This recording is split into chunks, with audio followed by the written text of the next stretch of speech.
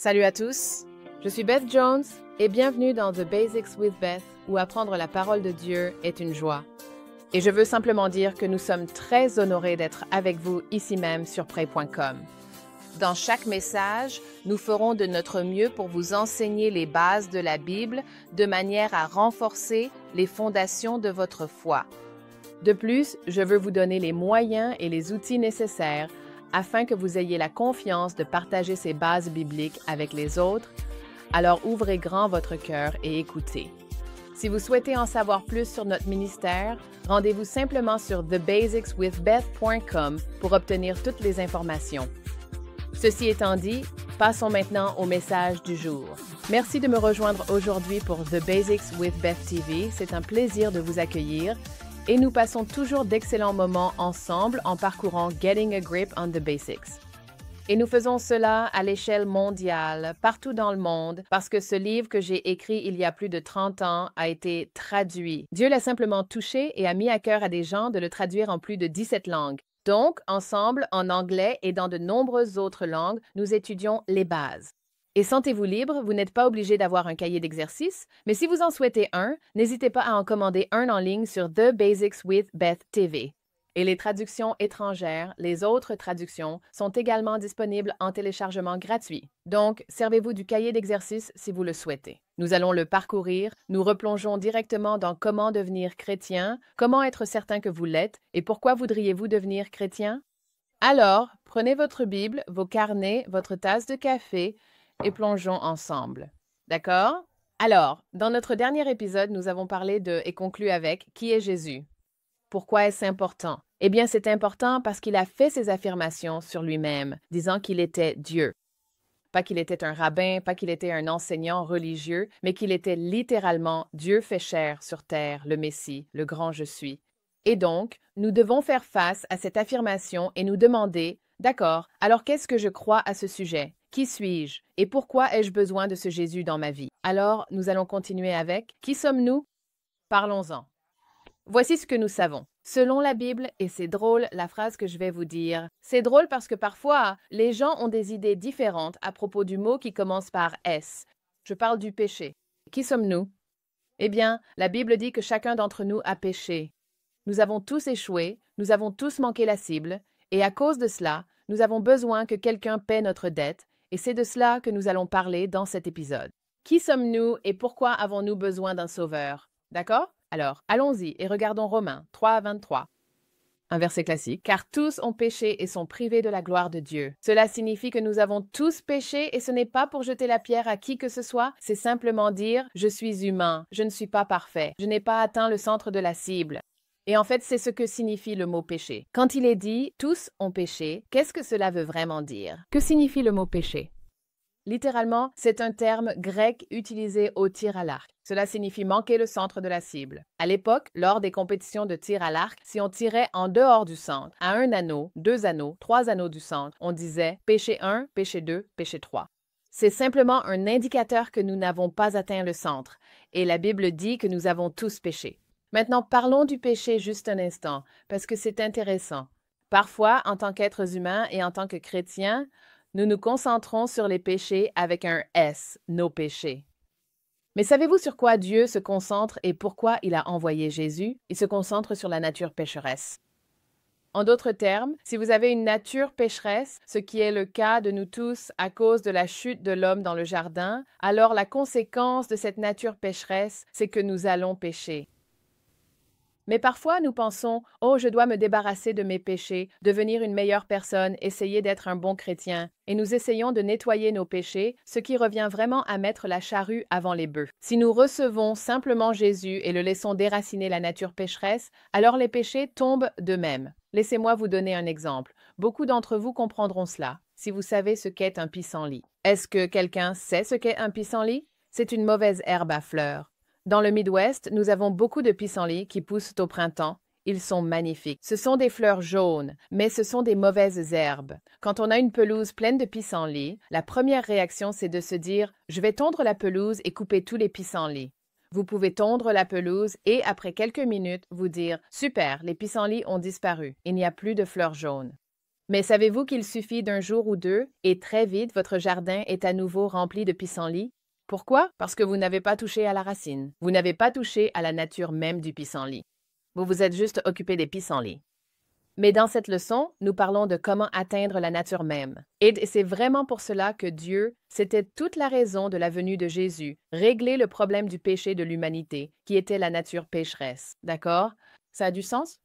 Alors, continuons à en parler. Dans Romains 5,12, il est dit, « C'est pourquoi, comme par un seul homme, Adam, le péché est entré dans le monde, et par le péché, la mort, et ainsi la mort s'est étendue à tous les hommes, parce que tous ont péché. » D'accord? Donc, il dit que par un seul homme, le péché est entré. Eh bien, par Adam.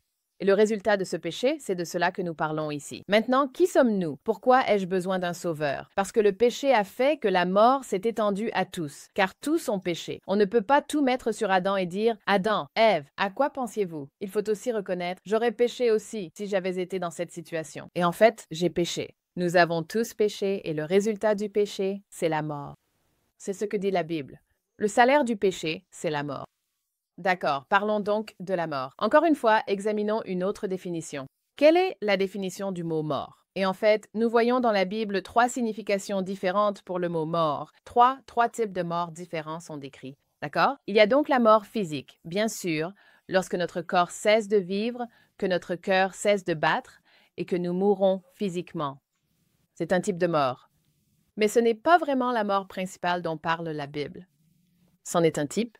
Le deuxième type est la mort spirituelle. C'est de celle-ci que parle la Bible. Quand la mort s'est étendue à tous les hommes, de quel type de mort s'agissait-il? Il s'agissait principalement de la mort spirituelle, et la mort spirituelle est une séparation d'avec Dieu. Si ceci représente la vie avec Dieu, cette image ici, unie, vivante, réconciliée avec Dieu, la mort spirituelle à cause du péché est une séparation. Dieu n'est pas en colère contre vous, Dieu ne vous déteste pas, Dieu n'est pas mécontent de vous. C'est simplement la réalité du péché, manquer la cible. Cela engendre la mort, qui est une séparation, et c'est pourquoi Jésus est venu pour nous réconcilier. Mais la mort spirituelle est par définition une séparation. Et puis, le troisième type de mort mentionné dans la Bible est la seconde mort, telle qu'elle est décrite dans l'Apocalypse 20. Elle décrit la seconde mort, qui sera la mort finale et tous les jugements finaux, puis nous entrerons dans l'éternité. Donc, notre attention ici se porte sur la mort spirituelle, une séparation d'avec Dieu. D'accord? Alors, découvrons-en plus sur les conséquences. Dans ce cas, vous suivez? Qui sommes-nous? Pourquoi avons-nous besoin d'un sauveur? Parce que tous ont péché et sont privés de la gloire de Dieu. Et le salaire du péché, selon Romains 6,23, le salaire, la paix que nous recevons, notre chèque de paix pour le péché, c'est la mort. Quel genre de mort? La mort spirituelle? Et bien sûr, nous mourrons tous physiquement. Ce n'était pas le plan initial de Dieu, on en reparlera, mais spirituellement, nous serons séparés de Dieu. C'est le salaire que nous recevons. C'est un problème. Houston, nous avons un problème. Alors, que doit-il se passer? Dieu avait déjà prévu un plan de sauvetage, les hélicoptères étaient déjà prêts à décoller, et il se préparait à envoyer Jésus pour nous sauver. C'est tout le but de la venue de Jésus et la raison pour laquelle nous avions besoin de lui. Maintenant, je veux que vous voyiez ce verset parce que je le trouve intéressant et il explique beaucoup de choses. Dans Éphésiens 2, 1, 3, écoutez ceci. Il dit, « Et vous, il vous a rendus vivants, vous qui étiez morts dans vos fautes et vos péchés, dans lesquels vous marchiez autrefois selon le cours de ce monde, selon le prince de la puissance de l'air, de l'esprit qui agit maintenant dans les fils de la désobéissance. » Parmi eux, nous tous aussi, nous nous conduisions autrefois selon les convoitises de notre chair, accomplissant les volontés de la chair et de nos pensées, et nous étions par nature des enfants de colère, comme les autres. Dans Éphésiens 2, ce petit passage ici nous explique beaucoup de choses. Il dit « Et il vous a rendus vivants, il vous a donné la vie éternelle, mais vous étiez autrefois morts, et vous étiez par nature. » Par quelle nature? Par cette nature pécheresse. Objet ou enfant de colère. En d'autres termes, la peine du péché devait être payée, et la mort en était le prix. Donc, à cause de la nature pécheresse, nous étions des objets sur le point de subir la colère, le paiement, la séparation spirituelle et éternelle d'avec Dieu. Mais bien sûr, parce que Dieu nous a tant aimés, vous étiez autrefois morts. Lui, Jésus, vous a rendus vivants parce qu'il vous aime tellement. Nous avons tous marché selon le cours de ce monde. Ceci est une petite pensée entre parenthèses ici. Savez-vous que le monde a un refrain? Il a cette bande-son sur laquelle nous vivons tous, et elle dit que nous avons tous vécu selon le cours de ce monde et dans la désobéissance des convoitises de notre chair et toutes ces choses, et c'est pour cela que nous avions besoin d'un sauveur. Et par nature, nous étions des enfants de colère, et à moins que cela ne soit corrigé, nous allions avoir des ennuis. Mais c'est pour cela que Jésus est venu.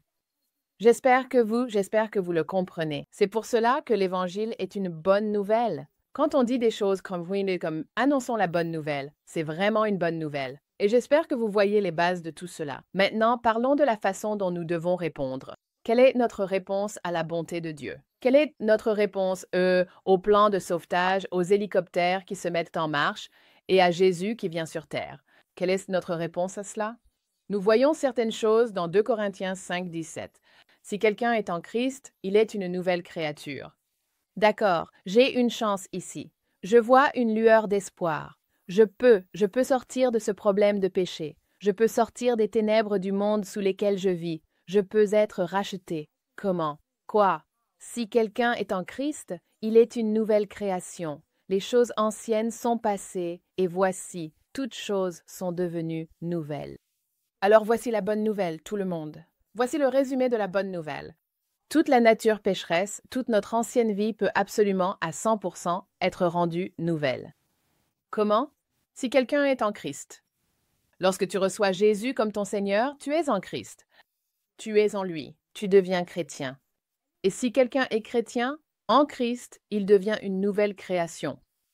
Et nous en reparlerons, mais littéralement, cela signifie une nouvelle espèce d'être, l'espèce rachetée. L'ancien est parti, il a disparu. Ta vieille vie, la vie de honte, de péché, de regret, toute cette ancienne vie de désobéissance, de culpabilité, de sentiment d'indignité, toute cette séparation d'avec Dieu, tout cela a disparu. Tout cela appartient au passé. L'ancien est passé et tout a été rendu nouveau. Et surtout toi. Toi et moi, en tant que personne, nous avons été rendus nouveaux, de nouvelles créatures en Christ, une page blanche, un nouveau départ. Bon sang, as-tu déjà voulu recommencer ta vie à zéro? Eh bien, tu en as l'occasion. Jésus est venu pour nous offrir ce recommencement. Qui sommes-nous? Nous sommes séparés de Dieu à cause du péché, mais Jésus est venu pour nous offrir un immense recommencement pour l'éternité. Nous recevons cette vie abondante et qualitative pendant que nous sommes ici sur terre. Et ensuite, nous recevons aussi la vie éternelle, quantitative, pour toujours. Toutes choses sont rendues nouvelles. Franchement, je veux dire, ça m'enthousiasme de t'en parler. J'espère que tu es aussi excité et que ça te donne envie de lire encore plus ta Bible et de découvrir davantage ce que cela signifie d'être chrétien, ce qui, bien sûr, est ce que nous faisons dans chaque épisode. Très bien, terminons l'épisode d'aujourd'hui en parlant d'une expression très familière, mais encore une fois, c'est l'une de ces définitions que beaucoup de gens ne comprennent pas vraiment, et il s'agit de l'expression « né de nouveau ». D'accord? Parlons-en. Dans Jean chapitre 3, et en fait c'est le verset 3,16 qui est le plus célèbre, combien d'entre vous ont déjà vu Jean 3,16 lors d'un match de football ou quelque part, vous avez vu ce verset, ces mots affichés quelque part, et vous vous êtes demandé qu'est-ce que Jean 3,16? Eh bien, nous allons justement nous y plonger. Nous allons parler de Jean 3,16. Mais cela commence dans Jean 3,1, des versets 1 à 6. Il y avait un homme d'entre les pharisiens, nommé Nicodème, un chef des Juifs. Cet homme vint trouver Jésus de nuit et lui dit, « Rabbi, nous savons que tu es un chef venu de Dieu, car personne ne peut faire ces signes si Dieu n'est avec lui. » Jésus répondit à Nicodème, « en vérité, je te le dis, Nicodème, si un homme ne naît de nouveau, il ne peut voir le royaume de Dieu. » Nicodème lui dit, « Comment un homme peut-il naître quand il est vieux?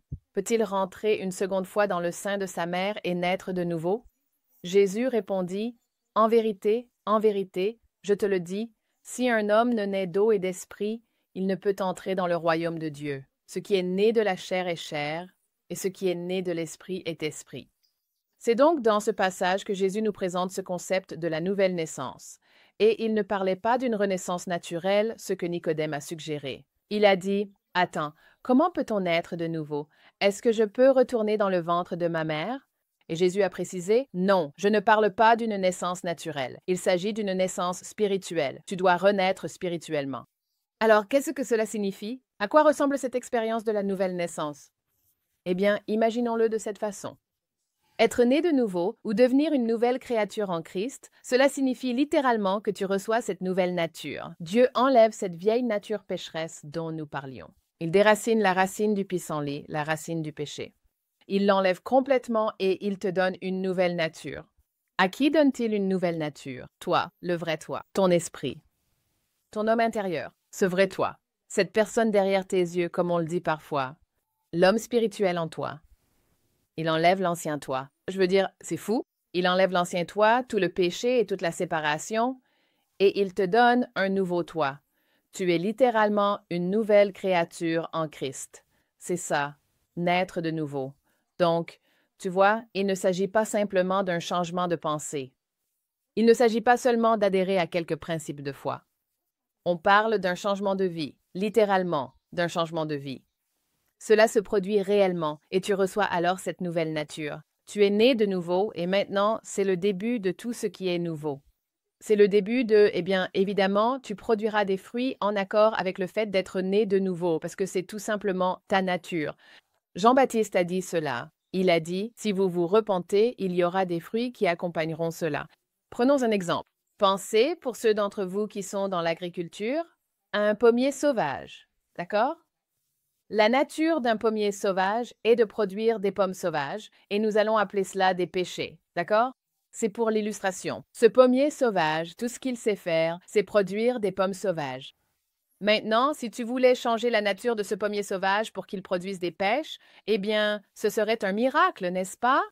Tu pourrais greffer quelques branches ici et là et peut-être obtenir quelques pêches sur une ou deux branches, mais pour que tout l'arbre produise vraiment des pêches, il faudrait faire quelque chose de surnaturel. Que faut-il faire? Il faut changer la nature de ce pommier sauvage. Si tu pouvais, je veux dire, si c'était même possible pour des scientifiques et des botanistes d'intervenir et de changer la nature du pommier sauvage pour qu'après quelques saisons, il commence à produire des pêches, waouh, ce serait un pommier sauvage né de nouveau. Eh bien, supposons que cela puisse être fait. Imaginons que de façon surnaturelle, la nature de ce pommier sauvage ait été retirée et qu'une nouvelle nature de péché ait été implantée. Maintenant, voici la chose. Le pommier sauvage, au début, il ressemble encore beaucoup à un pommier sauvage. Comment puis-je savoir si c'est un pommier sauvage ou un péché? Comment puis-je savoir s'il est né de nouveau? Laissez-lui simplement passer quelques saisons. Parce que s'il est vraiment né de nouveau, en quelques saisons, vous finirez forcément par voir des pêches. Le fruit prouvera la nature. Amen. Vous suivez? Maintenant, il ressemble toujours à un pommier sauvage, et cela peut prendre quelques saisons. Et c'est justement le but ici, vous encourager. Quand vous devenez un chrétien né de nouveau, Jésus est le Seigneur de votre vie. Écoutez, littéralement, il a retiré votre ancienne nature. Il vous a donné la nouvelle, il a retiré l'ancienne nature pécheresse. Il vous a donné la nouvelle nature de la vie éternelle, la vie de Dieu, et laissez-vous quelques saisons et vous verrez du fruit. Cet arbre à pommes sauvages, qui est maintenant un péché, ne s'efforce pas de produire des pêches. Par la vertu de sa nature, il commence à produire du fruit sans effort. Et pour vous et moi, c'est pareil. Quand tu deviens chrétien, un vrai chrétien, un chrétien né de nouveau, écoute, le fruit va venir. Tu pourrais quand même ressembler à un pommier sauvage. Les gens pourraient te regarder et dire « Tu n'as pas l'air différent. Qu'est-ce que tu as fait? Tu t'es juste mise à la religion? » Les gens ne voient peut-être pas, pensent « Tu ressembles toujours à un pommier sauvage, au même vieux Joe pour moi. » Mais ce n'est pas le cas. Non, quelque chose de surnaturel, d'éternel et de significatif s'est produit à l'intérieur. Tu es né de nouveau. Et Jésus a dit, il a dit « À moins qu'un homme ne naisse de nouveau, il ne verra jamais le royaume de Dieu. » Donc c'est intéressant. Certains d'entre vous, repensez. Repensez au moment où vous êtes devenu chrétien pour la première fois, d'accord? Repensez à ce moment, puis à avant ce moment. Savais-tu qu'avant ce moment, il était difficile de percevoir les choses spirituelles? Et en fait, tu as peut-être tourné cela en dérision, tu t'en es peut-être moqué, tu as peut-être douté, tu t'es peut-être dit « Ah, je n'ai pas besoin de toute cette religion, tu sais ?» Tu avais peut-être différentes attitudes à ce sujet. Tu ne pouvais juste pas le voir. Pourquoi? Parce que Jésus a dit qu'à moins de naître de nouveau, tu ne peux pas le voir. Et c'est quelque chose d'intéressant, vraiment, la façon dont les écailles tombent de tes yeux. Dès que Jésus devient le Seigneur de ta vie, il y a littéralement ce changement de nature. Tu es né de nouveau. Et soudainement, tu peux voir, certaines choses prennent sens. Tu regardes les informations, tu as des conversations, tu lis des choses et tu te dis « Wow, je peux voir qu'il y a deux royaumes. Je ne le voyais même pas avant. Avant, je vivais simplement dans les ténèbres. Tout ce que je voyais vraiment, c'était les ténèbres et je pensais que les ténèbres étaient la lumière. » Et puis quand tu vois la lumière, pour ainsi dire, quand tu vois littéralement avec les yeux de la foi, avec les yeux de ton cœur, tu vois le royaume de Dieu, tu te dis « Wow, c'est comme un tout autre univers. » Et c'est le cas.